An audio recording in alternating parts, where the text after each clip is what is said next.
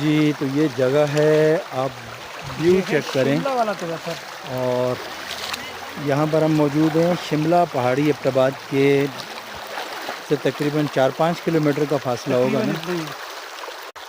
جنید بھائی آپ بتائیں کیسے آپ کو لگ رہا ہے، اور یہ جگہ کے حوالے سے مجھے ذرا بتائیں یہ کون سی جگہ ہے؟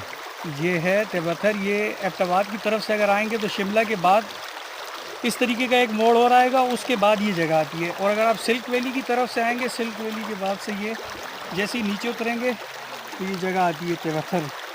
اور یہ بہت ہی خوبصورت جگہ ہے، فیملی کے لیے ایک بہترین پکنک پوائنٹ ہے یہ. اچھا اس پانی جہاں سے آ رہا ہے پیچھے کوئی آبشار وغیرہ بھی ہے؟ یہ پیچھے بہت پیارا ایک آبشار. پانی کا ویو چیک کریں، ہاں صفائی چیک کریں بھائی.